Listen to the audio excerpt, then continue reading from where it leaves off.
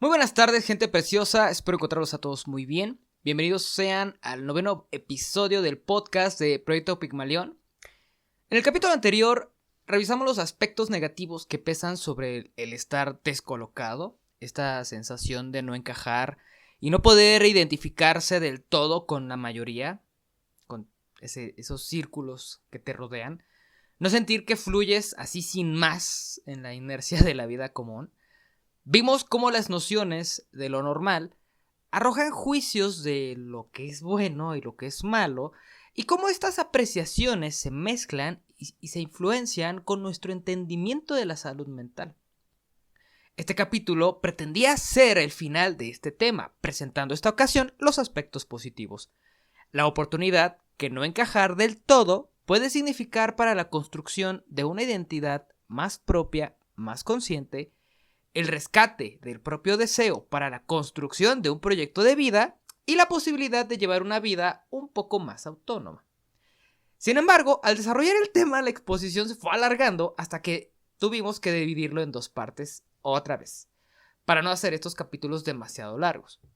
Esta ocasión nos vamos a centrar en 3 casos para reflexionar acerca de las diferentes maneras de padecer y enfrentar este descolocamiento, este desencajar. Nos centraremos en el malestar que genera sentirse así, fuera de lugar, en una vida que no se siente propia, el señalamiento y persecución que el exterior ejerce sobre la diferencia, la toma de conciencia de este desencaje y la toma de responsabilidad por el deseo que es propio, sobre las formas de pensar y sentir que realmente nos corresponden. Y por último, en las apuestas de sentido para recuperar el control de la vida.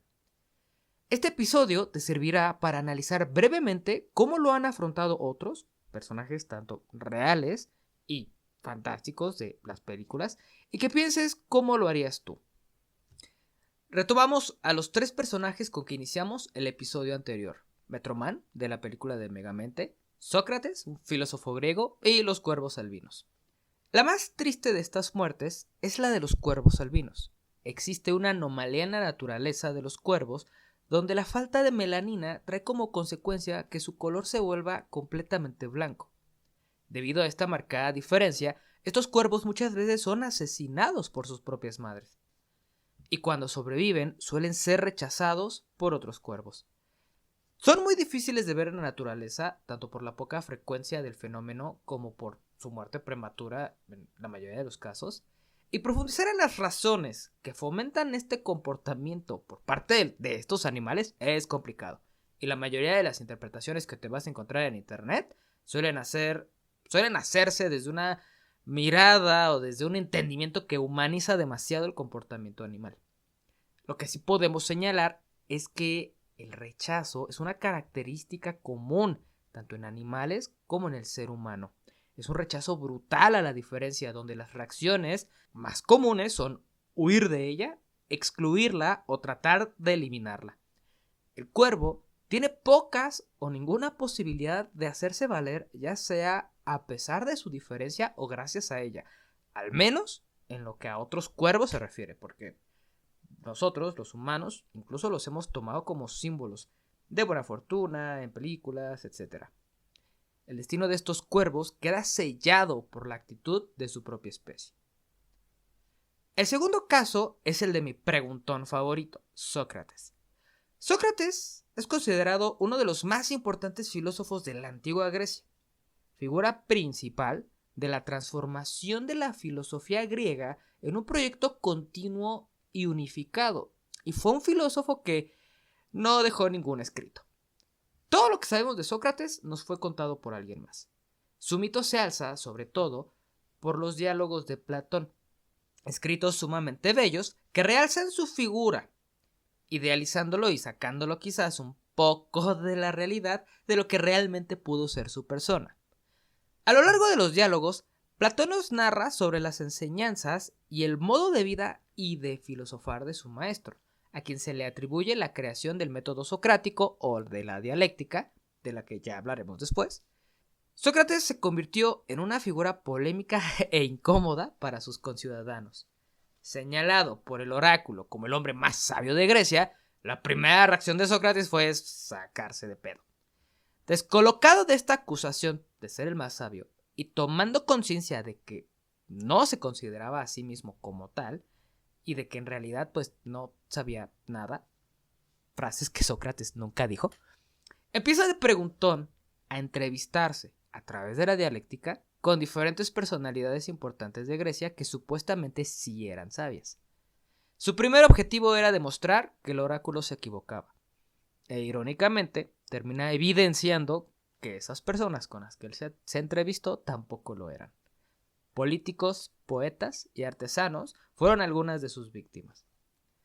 La cosa fue que en sus encuentros con estas personalidades, Sócrates termina evidenciando públicamente que estas personalidades eran tan ignorantes como él, pero sin reconocerlo.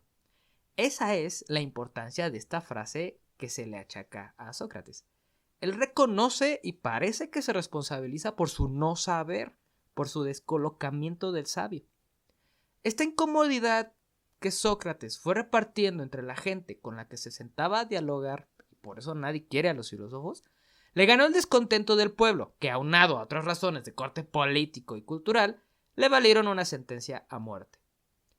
Se le concedió un juicio para defenderse. Las razones que se le imputaron fueron las de adorar a nuevos dioses diferentes a los de la ciudad y la de corromper a los jóvenes, que en ese entonces, y todavía hoy, corromper a los jóvenes, según lo relata Antonio Alegre Gorri en un estudio introductorio a las obras de Platón, significaba apartarlos de su vida burguesa, la normal, para conducirlos por el camino incierto de la filosofía que él predicaba, que no era una práctica económicamente rentable, como por ejemplo la de los sofistas, ni institucionalizada, como por ejemplo Platón, que llegó a estar en la academia, en el gimnasio. Sócrates no cobraba por su quehacer filosófico, y Sócrates fue democráticamente condenado a muerte. Me suena. La voluntad de la mayoría, o de los representantes de la mayoría, conceden que Sócrates muera bebiendo un trago de cicuta. Y según Platón, Sócrates acepta su condena sin pena y casi contento. Sus discípulos, acongojados, se ofrecen a ayudarle a escapar. Sócrates, ciudadano respetuoso de las leyes, no aceptaría tal oferta, dejando incluso una última reflexión sobre la muerte. Les voy a leer la cita. Reflexionemos también que hay gran esperanza de que esto sea un bien. La muerte es una de estas dos cosas. O bien, el que está muerto no es nada ni tiene sensación de nada, o bien, según se dice, la muerte es precisamente una transformación, un cambio de morada para el alma de este lugar de aquí a otro lugar. Si es una ausencia de sensación y un sueño, como cuando se duerme sin soñar, la muerte sería una ganancia maravillosa.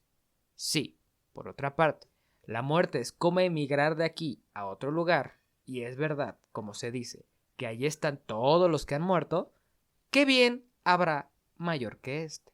Termina la cita. Esto es solo parte del diálogo de Platón, la apología de Sócrates, y es posible que Sócrates pensara con tal compromiso de esta forma sobre la muerte, que en otro diálogo, el Fedón, Sócrates encarga un gallo a Critón para ser ofrendado al dios Asclepio, el dios de la medicina. Critón, le debemos un gallo a Asclepio, así que págalo y no lo descuides. Posiblemente haciendo alusión a que la muerte es este bien al que alude. Sócrates muere por su descolocamiento, y por terco, y por arrogante.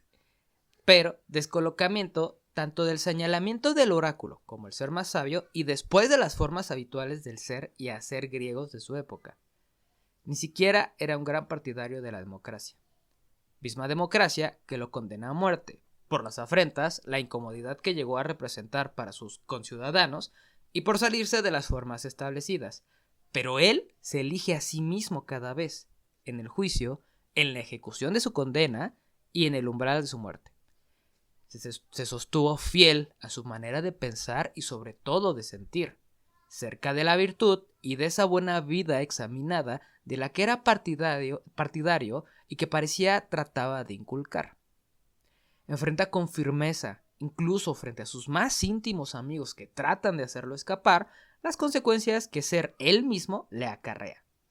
Sócrates puede ser un buen representante de la incomodidad que se produce en otros cuando eliges ser tú mismo, sosteniéndote de lo que te da y te hace sentido, sobre todo cuando eso implica salir de la complacencia hacia los demás y de la corriente en la que nadan todos. Los descolocados pueden terminar señalando la impostura y la farsa de los otros, levantando velos, señalando las formas vacías o incompletas, aludiendo: yo no soy esto, pero tú tampoco y tú menos. Por último, tenemos el caso de la muerte de Metroman. Por supuesto, este análisis es un gran ejercicio de imaginación, pero vamos a divertirnos y a tomarlo con calma. Su muerte en realidad se trata de una muerte más simbólica que real, porque la persona o el personaje de Metroman como tal, pues sigue vivo. Lo que muere, o mejor dicho, lo que él mismo mata, es su símbolo. Alerta de spoiler para los que hoy 2022 aún no han visto la película de Megamente que se estrenó en el 2010. Todos sabemos que Metroman no muere físicamente. Lo que él hace es fingir su muerte para poder despojarse del encargo de ser el superhéroe, para salir, como bien lo identifica, de la farsa que habían montado él y Megamente desde que sus naves chocaron en el espacio, para abrirse al menú de posibilidades en la vida. Hace su propia apuesta y la hace fuerte. Ahora, Metroman puede ser una de las personas más afortunadas del mundo. Según se relata en la película, él vive su crisis existencial y la resuelve, más o menos, en cuestión de segundos. La mayoría de nosotros necesita sumergirse y a veces revolcarse en el lodo para después buscar la ayuda que necesitamos para resolver esas crisis. Metroman se elige a sí mismo, cierto, y trata de ejercerlo de la mejor manera en que puede hacerlo, y en este sentido Metroman parece más humano que el mismo Sócrates, precisamente porque falla, entre comillas, de alguna manera. Pues en lugar de plantar cara no solo a su enemigo, sino a Metrocity para anunciar su renuncia y retiro del encargo del superhéroe para buscarse una vida con sentido y que le pertenezca, la forma en que lo hace, la decisión que toma, no deja de ser una impostura, una actuación de su propia autoría, pero una actuación al final del día. Su libertad ganada no deja de estar construida sobre una mentira, su supuesta muerte. Por supuesto que el caso de Metroman tiene características especiales. Parece haber sido, desde que llegó a la Tierra, educado desde el principio para servir a la ciudad. Literalmente el nombre que recibe es Metroman, que puede entenderse como el hombre de Ciudad Metro. Encima de ello, es posible que debido a los dones, superpoderes, que solo él tiene, la ciudad tenga hacia él una actitud como de, pues es que tú me debes por tu buena fortuna o por tu diferencia. Metroman no tuvo ni había tenido ninguna otra identidad más que esa en toda su vida. Y eso es lo que lo lleva a su crisis de identidad, crecida a tal magnitud que piensa y resuelve que su única escapatoria es morir, aunque sea de manera simbólica. Metroman puede ilustrarnos dos cosas. La primera es que apostar por el cambio, a pesar de todo, a pesar de que eso implique dejar ir todo lo que supuestamente hemos sido durante toda la vida, es posible. Y no tiene que ser perfecto, mucho menos encantar a todo el mundo. Es posible y es necesario cuando la vida que llevas no es la vida que quieres. Por supuesto, Metroman es un hombre blanco, súper fuerte y sin debilidades de Estados Unidos. Y de seguro que la tiene más fácil que todos nosotros. Y quizás por eso su forma de hacerlo se pinta tan errada y tan absurda como se ve en la película. Lo otro que él ilustra es lo que puede pasar cuando decides hacerlo tú solo, encerrado en tu propia mente. Metroman nunca pidió ayuda, nunca se acercó a nadie, parecía que no tenía ni amigos. Y en su reflexión a solas, lo mejor que se le ocurrió fue fingir su muerte para ganarse la libertad. Tapar la mentira con otra mentira. Sin embargo, no le quita el mérito, porque el primer paso ya está dado, y eso vale más que simplemente quedarse quieto esperando el plan perfecto. Él puede corregir sobre la marcha. El que espera el momento perfecto, ahí se va a quedar paralizado y espera. De todo lo que él hace, la mejor conquista de Metroman no es su supuesta libertad ganada, sino la conciencia que logra hacer acerca de la vida que él quiere, que de ese momento en adelante será su motor y su brújula acerca de lo que deba hacer, con los recursos que tenga a la mano, con el ingenio del que sea capaz. Gran parte de las películas de este tipo tratan de los descolocados. Ya en un correo de la lista de suscriptores compartí también el caso de Manolo y Joaquín del Libro de la Vida. Todos ellos son personajes que por X o Y no encajan. Y lo que hace a las películas grandiosas es que estos descolocados apuestan por lo que son, a pesar de todo. No cambian lo que ellos son, sino que son capaces de imponerse a las condiciones de su vida para poder generar un espacio propio. Eso es lo que puedes aprender tú de ellos, a luchar por tu deseo en lugar de buscar ser una pieza para un rompecabezas que no es el tuyo. Gente preciosa, con esto termina el episodio de hoy. Espero que les haya gustado y de tarea se queda hacer un Netflix and Chill con Megamente. Si te gustó este podcast, no olvides compartirlo. Me ayudas un montón a mí y a la gente que podrías encontrar útil la información. Nos escuchamos la siguiente semana. Los quiero. Bye.